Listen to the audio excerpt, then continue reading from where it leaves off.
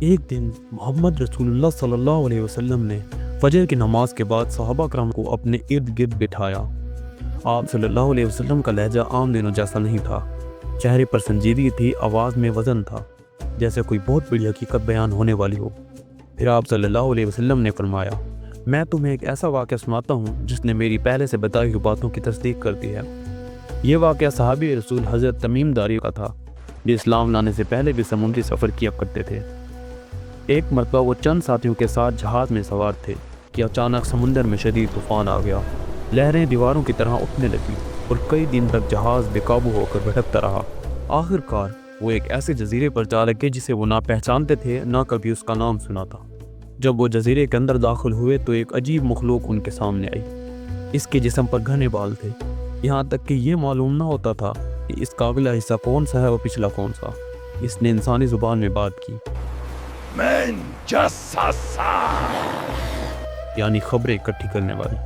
اس مخلوق نے انہیں اشارہ دیا کہ وہ ایک عمارت کی طرف جائیں جہاں ایک ایسا قیدی موجود ہے جو ان کے آنے کا منتظر ہے۔ جب وہ اندر داخل ہوئے تو انہوں نے ایک انسان کو دیکھا، مگر ایسا انسان جو زمین سے آسمان تک زنجیروں میں جکڑا ہوا تھا، ہاتھ گردن سے بندھے ہوئے، ٹانگیں بیڑیوں میں، اور چہرے پر عجیب سی ہیبت۔ اس قیدی نے سوال پر سوال کیے۔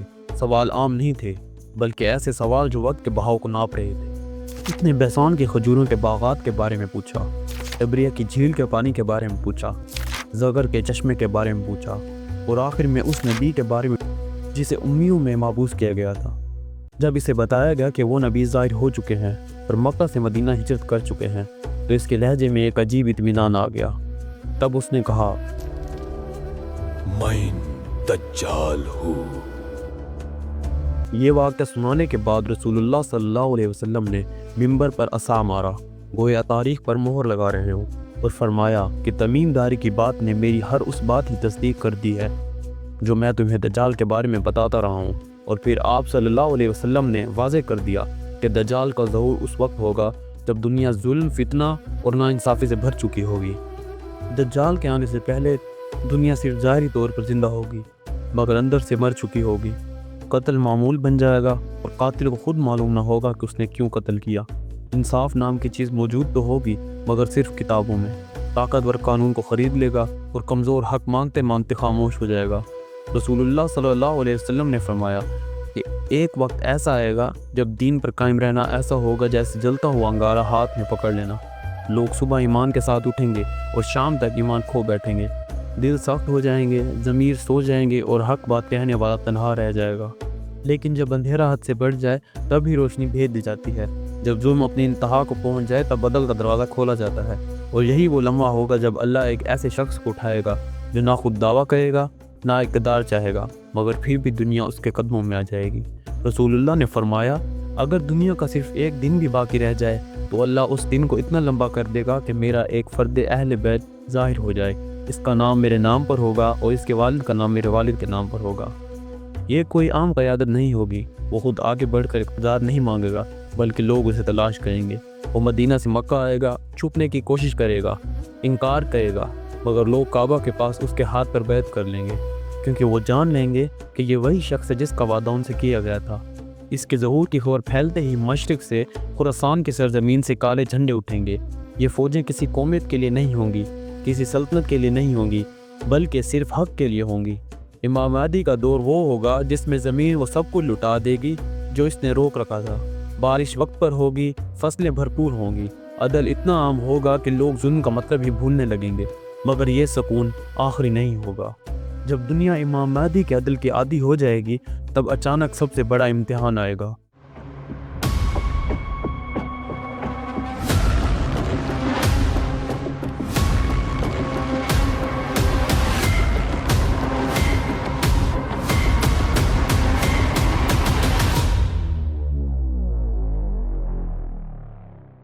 دجال کا فتنہ۔ نبی کریم صلی اللہ علیہ وسلم نے فرمایا، آدم سے قیامت تک دجال سے بڑا کوئی فتنہ نہیں۔ وہ غیر معمولی طاقتوں کے ساتھ آئے گا، مگر اصل خطرہ اس کی طاقت نہیں بلکہ اس کا دھوکہ ہوگا۔ وہ خدا ہونے کا دعویٰ کرے گا، میں خدا ہوں۔ وہ بارش برسا سکے گا، زمین اگا سکے گا، اور لوگوں کی آنکھوں کے سامنے ناممکن کو ممکن بنا دے گا۔ وہ ایک شخص کو قتل کرے گا، دوبارہ زندہ کرے گا تاکہ لوگ یقین کر لیں کہ وہ رب ہے۔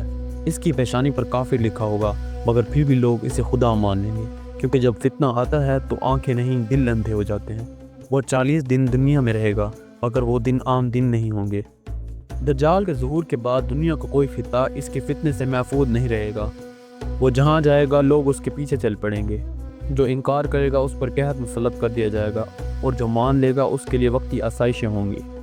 اسی فتنہ کے دوران مسلمان ایک ایک کر کے دنیا کے مختلف حصوں سے اکٹھے ہونے لگیں گے۔ دجال کے فتنہ کے پھیلنے کے ساتھ ہی دنیا 2 حصوں میں بڑھ چکی ہوگی۔ ایک طرف وہ لوگ ہوں گے جو اس کے پیچھے چل پڑے ہوں گے، اور دوسری طرف وہ مٹھی بھر مسلمان جو صرف اپنا ایمان بچانے کے لیے ہر آرام، ہر شہر اور ہر سہولت چھوڑے چکے ہوں گے۔ رسول اللہ صلی اللہ علیہ وسلم نے فرمایا تھا کہ دجال کے زمانے میں مدینہ اور مکہ اس کے داخلے سے محفوظ رہیں گے، مگر فتنہ وہاں تک بھی پہنچے گا۔ مدینہ 3 زلزلوں سے ہلے گا اور ہر منافق خود بخود دجال کی طرف نکل آئے گا۔ اس کے بعد مسلمان جان لیں گے کہ اب منتشر رہنا ہلاکت ہے۔ تب وہ ایک ایک کر کے شام کی سرزمین کی طرف رخ کریں گے اور آخر کار دمشق میں جمع ہوں گے۔ یہ کوئی اتفاق نہیں ہوگا، یہ وہی سرزمین ہے جس کے بارے میں نبی کریم صلی اللہ علیہ وسلم نے فرمایا تھا کہ فتنوں کے زمانے میں ایمان کی پناہ گاہ شام ہوگی۔ لیکن اس وقت کی مسلمان نہ بدر کے مسلمان ہوں گے نہ قادسیہ کے۔